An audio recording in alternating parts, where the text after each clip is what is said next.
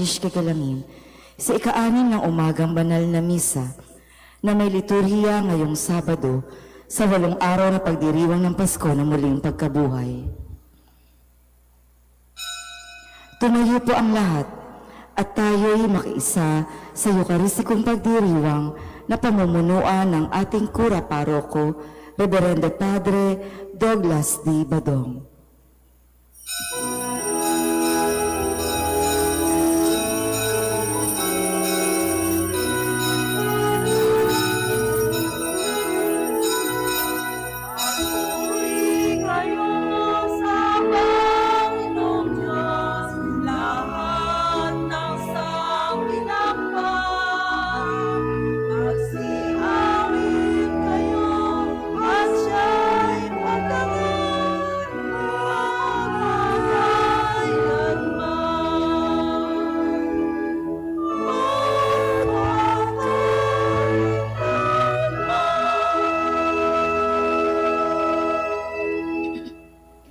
Sa ngalan ng Ama at ng Anak at ng Espiritu Santo.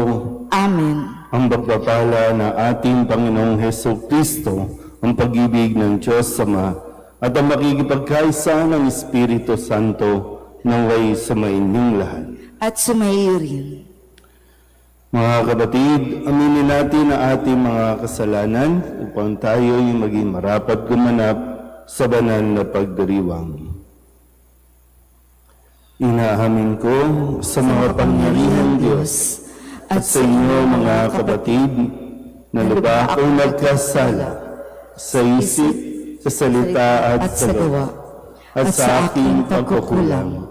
Kaya isinasamo ko sa mahal na Birhen Maria, sa lahat ng mga anghel at mga banal, at sa inyo mga kapatid na ako'y panalangin sa Panginoong ating Diyos. Kaawaan tayo ng makapangyarihang Diyos, patawarin tayo sa ating mga kasalanan at patnubayan tayo sa buhay na walang hanggan. Amen. Panginoon, kaawaan mo kami. Panginoon, kaawaan mo kami. Kristo, kaawaan mo kami. Kristo, kaawaan mo kami. Panginoon, kaawaan mo kami. Panginoon, kaawaan mo kami.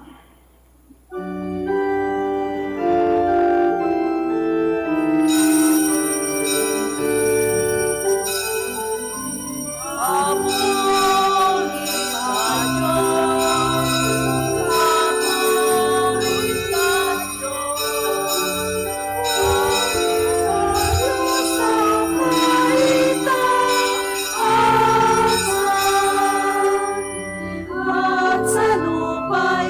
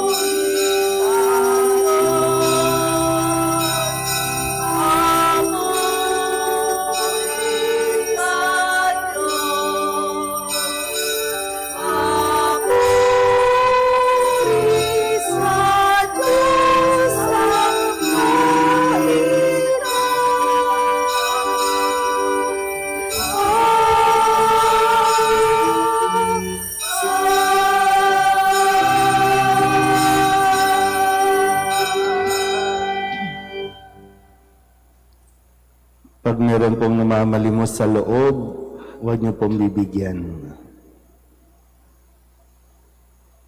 Manalangin tayo.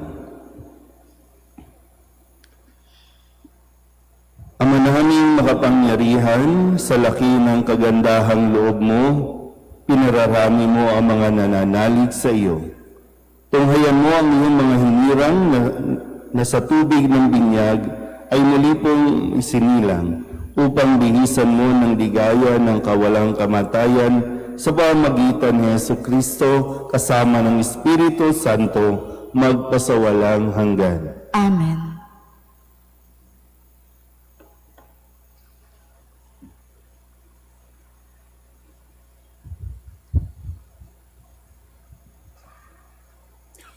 Pagbasa mula sa mga gawa ng mga apostol. Noong mga araw na iyon, nagtaka ang mga pinuno at matatanda at mga eskriba sa katapangang ipinakita ni na Pedro at Juan, lalo na nang mabatid nilang mga karaniwang tao lamang ang mga ito at hindi nag-aral. Napagkilala nilang sila'y kasamahan ni Jesus noong nabubuhay pa. At nang makita nila ang taong pinagaling na nakatayo sa tabi ng dalawa, wala silang masabi laban sa kanila. Kaya't pinalabas muna sa Sanhedrin ang mga alagad, saka sila nag-usap. Ano ang gagawin natin sa mga taong ito? Tanong nila. Sapagkat hayag na sa buong Jerusalem at hindi natin maitatatwa na isang pambihirang kababalaghan ang naganap sa pamamagitan nila. Para hindi na kumalat ito, balaan natin sila na huwag nang magsalita kanino man tungkol sa pangalang ito. Kaya't muli nilang pinatawag sina Pedro at binalaan huwag nang magsasalita o magtuturo pa tungkol kay Jesus. Subalit sumagot sina Pedro at Juan, kayo na po ang humatol kung alin ang matuwid sa paningin ng Diyos, ang sumunod sa inyo o ang sumunod sa Diyos. Hindi maaaring di namin ipahayag ang aming nakita at narinig, at sila'y binalaan ng lalo pang mahigpit saka pinalaya. Wala silang makitang paraan upang maparusahan ang dalawa, sapagkat ang mga tao ay nagpupuri sa Diyos dahil sa nangyari. Ang salita ng Diyos. Salamat sa Diyos. Pinupuri kita, Diyos ko, pagkat ako'y dininig mo. Pinupuri kita, Diyos ko, pagkat ako'y dininig mo. O pasalamatan ang Panginoong Diyos, pagkat siya'y mabuti. Ang kanyang pag-ibig ay napakatatag at mananatili. Dahilan sa puon, ako'y pinalakas at ako'y tumatag. Siya sa buhay ko ang tagapagligtas. Dinggin ang masayang sigawan sa tolda ng mga hinirang. Ang puon ay siyang lakas na patnubay. Pinupuri kita, Diyos ko, pagkat ako'y dininig mo. Ang lakas ng puon ang siyang nagdulot na ating tagumpay sa pakikibaka sa ating kaaway. Aking sinasabing di ako papanaw, mabubuhay ako upang isalaysay ang gawa ng Diyos. Ang gawa ng Diyos na Panginoon ko. Pinagdusa ako at pinarusahan ng labis at labis, ngunit ang buhay ko'y di niya pinatid. Pinupuri kita, Diyos ko, pagkat ako'y dininig mo. Ang mga pintuan ng banal na templo'y inyo ngayong buksan, ako ay papasok, at itong Panginooy papupurihan. Ito yaong pintong pasukan ng poon, ang Panginoong Diyos, tanging ang matwid ang pinababayaang dooy makapasok. Aking pinupuri ikaw, o poon, yamang pinakinggan, dininig mo ako at pinapagtagumpay. Pinupuri kita, Diyos ko, pagkat ako'y dininig mo. Magsitayo na po ang lahat.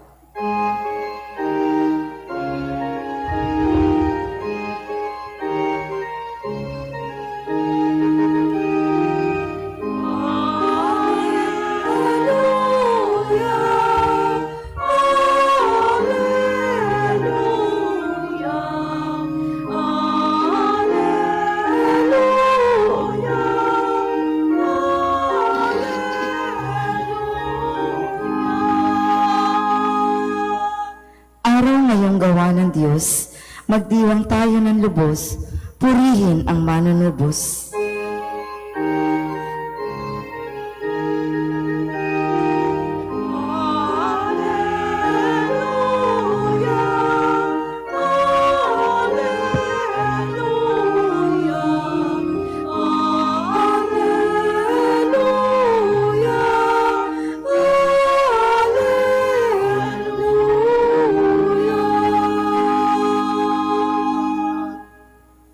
Sumainyo ang Panginoon. At sumainyo rin. Ang mabuting balita ng Panginoon ayon kay San Marcos. Papuri sa iyo, Panginoon. Umagang-umaga ng araw ng linggo, matapos na muling mabuhay si Jesus, siya'y unang napakita kay Maria Magdalena. 7 demonyo ang pinalayas ni Jesus sa babaeng ito. Umunta siya sa mga alagad ni Jesus na nooy nahahapi sa tumiiyak at ibinalita ang kanyang nakita. Ngunit hindi sila naniwala sa sinabi ni Maria na buhay si Jesus at napakita sa kanya. Siya'y napakita rin sa 2 alagad na naglalakad patungo sa bukid. Ngunit iba ang kanyang kaanyuan. Bumalik sa Jerusalem ang 2 at ibinalita sa kanilang kasamahan ang nangyari, ngunit sila may hindi pinaniwalaan. Pagkatapos napakita siya sa 11 samantalang kumakain ng mga ito. Pinagwikaan niya sila dahil sa hindi nila pananalig sa kanya at sa katigasan ng ulo, sapagkat hindi sila naniwala sa mga nakakita sa kanya, pagkatapos na siya'y muling mabuhay. At sinabi ni Jesus sa kanila, "Umayo kayo sa buong sanlibutan at ipangaral ninyo sa lahat ang mabuting balita." Ang mabuting balita ng Panginoon. Pinupuri ka namin, Panginoong Hesukristo. Isang magandang umaga po sa inyong lahat. Magandang umaga po. Ngayon po ay Sabado sa 8 araw na pagdiriwang sa Pasko ng muling pagkabuhay. Isang linggo ang makalipas. At atin po munang alalahanin ang ilan sa mga kwento at balita na ating narinig sa linggong ito. Nung Lunes, pagkatapos po ng pagsisimula ng ating 8 araw na pagdiriwang sa Pasko ng muling pagkabuhay, siya ay unang nagpakita sa mga kababaihan na narinig din natin sa simula ng ating Ebanghelyo ngayon. Sinabi sa kanila ni Jesus, "Huwag kayong matakot. Umayo kayo at sabihin sa mga kapatid ko na pumunta sila sa Galilea at makikita nila ako roon." Ito yung karanasan ng marami na natatakot sa kung ano mangyayari sa kanilang buhay, lalo tigit kapag nawawala ang kanilang kinakapitan o nawala ang kanilang sinasandalan. Kaya yung maganda yung mensahe na nawa ay tumimo din sa atin na huwag tayong matakot. Hindi tayo pwedeng huminto dahil lamang sa mga pangyayari. Hindi tayo dapat mawalan ng pag-asa. Noong Martes, muli ang pahayag nila, "Nakita ko ang Panginoon." Ito naman yung isang kwento dahil 'di ba meron tayong 4 na ebanghelyo na ginagamit at bawat isang ito ay mayroong pagpapahayag kung paano ang karanasan ng mga alagad o ng mga nakakita kay Jesus. Kaya matapos na magpakita sa mga kababaihan nung Lunes, nung Martes, ipinahayag na ng mga kababaihan na nakita nila ang Panginoon. Nung Miyerkules, ang sabi naman ng 2 alagad, nung sila po ay naglalakbay patungong Emmaus, ang sabi nila, at nung magbalik sa Jerusalem, muli ngang nabuhay ang Panginoon. At dahil sa kakulangan pa rin ng kanilang paniniwala, kaya mismong si Kristo na ang bumati sa kanila at ang kanyang bati, sumainyo ang kapayapaan. Nang paalala din sa atin sa mga panahon na tayo po ay nasaktan, sa mga panahon na tayo po ay pinahirapan ng iba, pero darating ang araw na harapin natin sila, hindi para magiganti, kundi para magpahayag din ng pakikipag-ayos o ng kapayapaan. At nung Biyernes, si Kristo na bumati sa kanila at nagbigay ng kapayapaan ay nag-anyaya sa kanila na makisalo. Kaya nga sabi ni Kristo, halika kayo at mag-almusal tayo, sabi ni Jesus. At ngayon, sa araw na ito, ibinibigay ni Kristo sa kanila ang misyon na dapat na nilang gawin. Umayo kayo sa buong sanlibutan at ipangaral ninyo sa lahat ang mabuting balita. Matapos nga ito, kung susundan niyo po ang kwento ng ating unang pagbasa, ang mga gawa ng mga apostol, buong tapang ng ginagampanan at sinisimulan ni Pedro at ng kanya pang mga kasamahan ang ipahayag ang tungkol sa mabuting balita na si Kristo ay namatay, ngunit siya'y muling nabuhay at muling magbabalik. Kaya nga sabi ng mga tao sa kwento sa unang pagbasa, ang mga iskriba, matatanda at mga pinuno, yung mga alagad na ito, dating walang lakas ng loob, dating ang kalagayan sa lipunan ay mabababang uri, mga mangingisda, mga hindi nakapag-aral, pero ngayon sila po ay buong tapang na nagpapahayag ng kanilang nasaksihan, naranasan sa piling ni Jesus. Kaya nawa tayo rin, hanggat may panahon pa, hanggat may oras pa tayo sa mundong ito, wala ito sa edad, sa bata ka man o matanda, may kapansanan o wala. Kaya nga kung naranasan mo ang pagkabuhay ni Kristo, na nawa hiningin natin sa Diyos na makita talaga natin, nang sa ganon, maging buo din ang ating paninindigan sa ating pananampalataya at maibahayag ito o maibahagi sa lahat ng tao. Amen.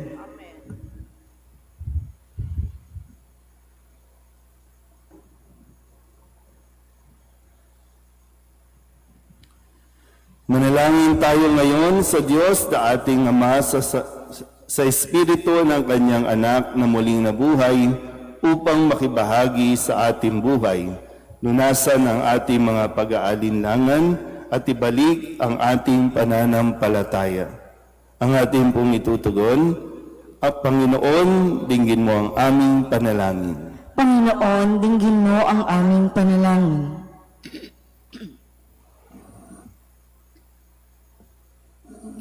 Ang simbahan, naway mapuspos na espiritu ng Panginoong muling nabuhay habang ipinahayag niya ang Panginoon sa buong mundo. Manalangin tayo sa Panginoon. Panginoon, dinggin mo ang aming panalangin. At tinawang italaga ang ating sarili kay Kristo bilang katunayan ng ating pag-ibig sa Kanya. Manalangin tayo sa Panginoon. Panginoon, dinggin mo ang aming panalangin. Tayo naway hindi maghinanakit sa mga sumasalungat sa atin, bagkos ay panalangin ang kanilang pagbabagong sa Panginoon. Panginoon, dinggin mo ang aming panalangin. Ang mga may sakit, naway paginhawahin sa kanilang pagdurusa, bunga ng kanilang pananampalataya sa Panginoong muling nabuhay. Manalangin tayo sa Panginoon. Panginoon, dinggin mo ang aming panalangin. Ang mga yumao, naway maranasan ang mapagligtas na kapangyarihan ng Diyos. Manalangin tayo sa Panginoon. Panginoon, dinggin mo ang aming panalangin. Upang mamayani ang kapayapaan sa gitnang silangan at sa buong mundo, at ipag-adyanawa ang sangkatauhan sa karahasan, kasakiman at pang-aabuso ng kapangyarihan na nagdudulot ng paghihirap at kamatayan sa marami. Manalangin tayo sa Panginoon. Panginoon, dinggin mo ang aming panalangin. Upang ang lahat ng mga nagdurusa dahil sa kalupitan ng digmaan ay daglian ng makaranas ng kapayapaan at mabuhay ng may kapanatagan at kalayaan. Manalangin tayo sa Panginoon. Panginoon, dinggin mo ang aming panalangin. Idulog din natin sa Panginoon ang ating mga personal na kahilingan at mga panalangin para sa ating mga pamilya, kasama din ang mga kahilingan ng mga nanonood sa online, lahat ng mga misang pasasalamat, special na intensyon, agarang paggaling ng mga may sakit, at ang lahat ng mga kaluluwa na inihiling na ipagdasal sa misang ito.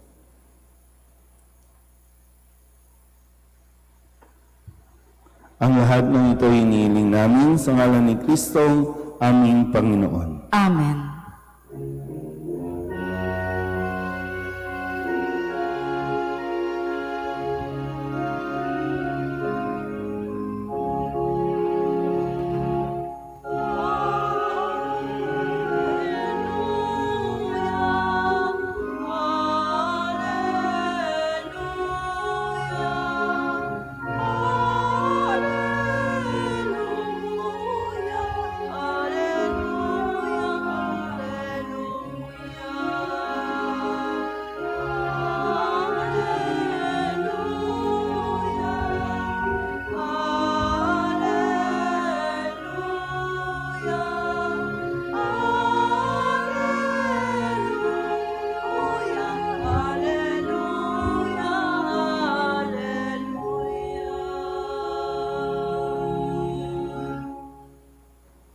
Manalangin kayo mga kapatid upang paghahain natin ikalugdan ng Diyos Amang makapangyarihan.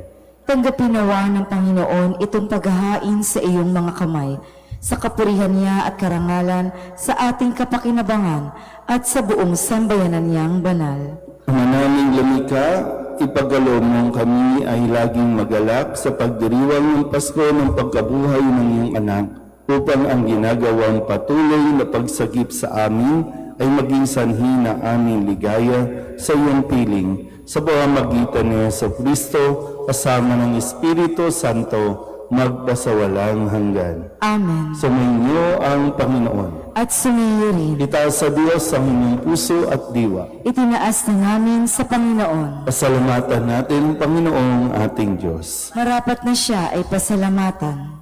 Ama naming makapangyarihan, tunay nga marapat na ikaw ay aming pasalamatan sa pamamagitan ni Jesucristo na aming Panginoon. Binibigyan mo kami ng bagong pagkakataon upang ganapin ang paghahanda ngayon para sa pagdiriwang ng muling pagkabuhay. Kaysa ng iyong anak na minamahal, aming inilalaan ang panahon, talino't yaman para ganapin ang iyong kalooban na ang kapwa-tao ay lubos sa damayan. Sa pagdiriwang namin sa aming pagsilang bilang mga kaanib ng iyong sambayanan, kami iyong inagkakamit ng katayuang ganap sa pagtatangkilik. Kaya kaysa ng mga anghel nagsisiawit ng papuri sa iyo, nang walang humpay sa kalamitan, kami nagbubunyi sa iyong kadakilaan.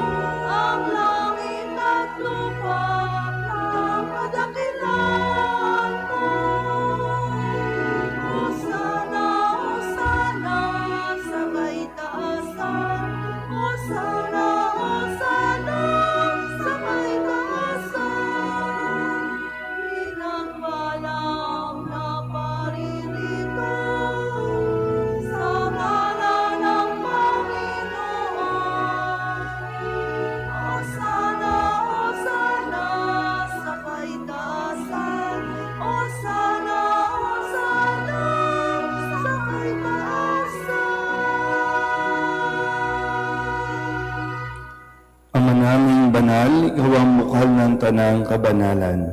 Kaya't sa pamamagitan ng iyong Espiritu, gawin mong banal ang kaloob nito upang para sa aming maging katawan at dugo ng aming Panginoong Heso Kristo. Bago niya pinagtisang pusang loob na maging handog, hinawakan niya ang tinapay, minasalamatan kaniya, minaghati-hati niya iyon, iniabot sa kanyang mga alagad at sinabi, "Tanggapin ninyong lahat ito at kanin, ito ang aking katawan na ihahandog para sa inyo."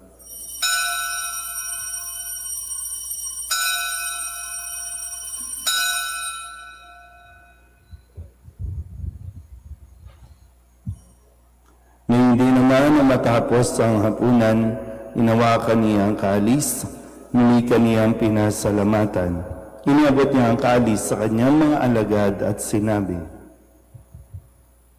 "Tanggapin ninyong lahat ito at inumin. Ito ang kalis ng aking dugo, ng bago at walang hanggan tipan.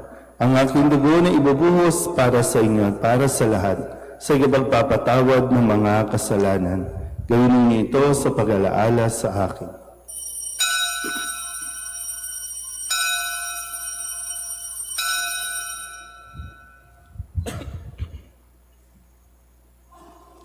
Ipagbunyi natin ang misteryo ng pananampalataya. Si Kristo'y namatay, si Kristo'y nabuhay, si Kristo'y babalik sa wakas ng panahon. Ama, ginagawa namin ngayon ang pag-alaala sa pagkamatay at muling pagkabuhay ng iyong anak.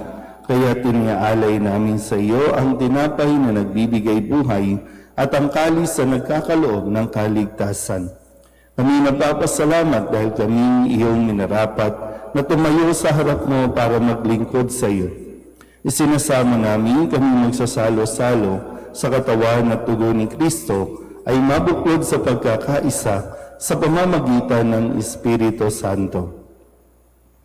Amalin natin mo ang iyong simbahang laganap sa buong daigdig. Puspusin mo kami sa pag-ibig kay San Leon na aming Papa at ni Jose na aming Obispo at ng Tanang Kaparian. Alalahanin mo rin ang mga kapatid naming nahinlay na may pag-asang sila'y muling mabubuhay, gayon din ang lahat ng mga pumanaw. Kawaan mo sila at patuloyin sa iyong kaliwanagan. Kawaan mo at pagindapatin kaming lahat na makasalo sa iyong buhay na walang wakas. Kaysa ng mahal na Birheng Maria na ina ng Diyos, ng kabiyak ng puso niyang si San Jose. Kaysa ng mga apostol at ng lahat ng mga banal na namuhay dito sa daigdig ng kalugod-lugod sa iyo, may pagdiwang nawa namin ang pagpupuri sa ikararangal mo sa pamamagitan ng iyong anak na aming Panginoong Heso Kristo.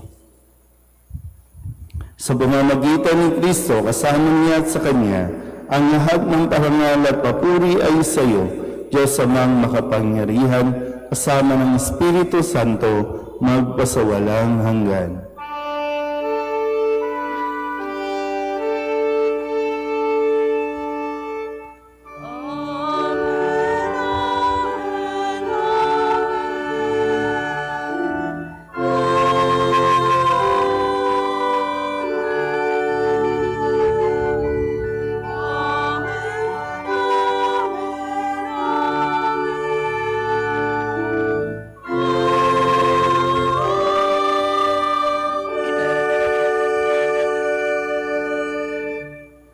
Sa tagbili ng mga kagagaling na utos at turo ni Jesus sa Panginoon natin na Diyos, ipahayag natin ang lakas loob.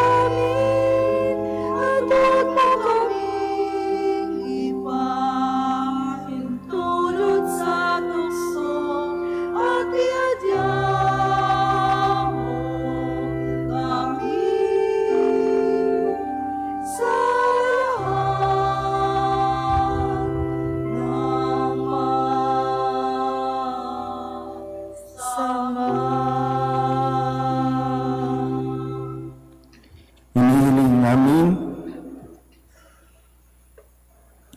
Kami iadya sa lahat ng masama, pagkalooban ng kapayapaan araw-araw, iligtas sa kasalanan at ilayo sa lahat ng kapahamakan, samantalang aming pinananabikan ang dakilang araw ng pagpapahayag ng tagapagligtas namin sa Hesus Kristo. Sapagkat iyo ang kaharian at ang kapangyarihan at ang kapurihan, magpakailanman. Amen. Panginoong Hesus Kristo, sinabi mo sa iyong mga apostol, kapayapaan ang iniiwan ko sa inyo, ang aking kapayapaan ang binibigay ko sa inyo. Tunghayan mo ang aming pananampalataya at huwag ang aming mga pagkakasala.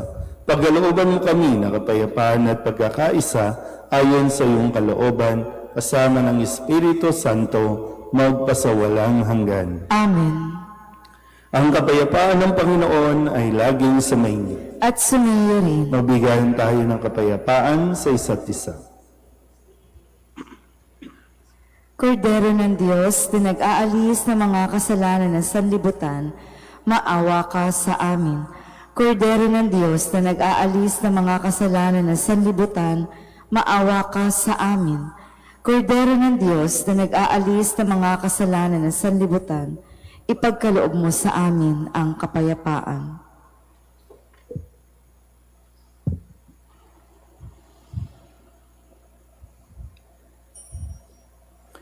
Ito ang kordero ng Diyos.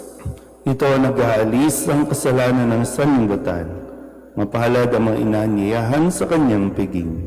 Panginoon, hindi ako karapat-dapat na magpatuloy sa iyo, ngunit sa isang salita mo lamang ay gagaling na ako.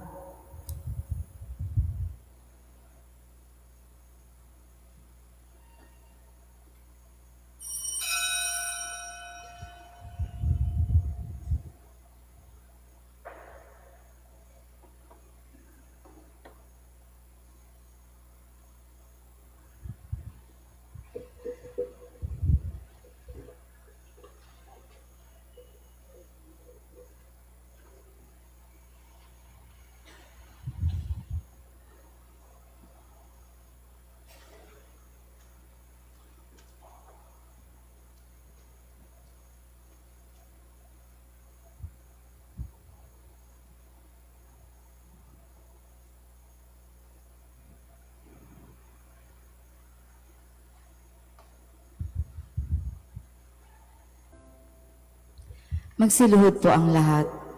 Panalangin kay San Jose. Abang tagapangalaga ng tagapagligtas, kabiyak na puso ng mahal na Birheng Maria, sa iyo ipinagkatiwala ng Diyos ang kaisa-isa niyang anak. Sa iyo nagtiwala si Maria. Sa piling mo, si Kristo'y naging tao. Maging ama ka rin sa amin, pinagpalang Jose, at gabayan mo kami sa landas ng buhay. Ihingi mo kami ng biyaya, awa at tapang, at ipagtanggol kami sa lahat ng masama. Amen. Magsitayo na po ang lahat. Manalangin tayo. Ama naming mapagmahal, tunghayan mo at lingapin ang iyong sambayanan, na minarapat mong makinabang sa piging na pang magpakailanman. Ipagkaloob mo kami maluwalhating makarating sa pagkabuhay na magtatampok sa amin sa iyong piling, sa pamamagitan ni Hesus Kristo, kasama ng Espiritu Santo, magpasawalang hanggan. Amen. Sumainyo ang Panginoon. At sumayo rin. At pagpalain kayo ng makapangyarihang Diyos, Ama at Anak, at Espiritu Santo. Amen. Tapos sa ang banal na misa, humayo tayo sa kapayapaan ni Kristo muling nabuhay. Alleluia, Alleluia. Salamat sa Diyos. Alleluia, Alleluia.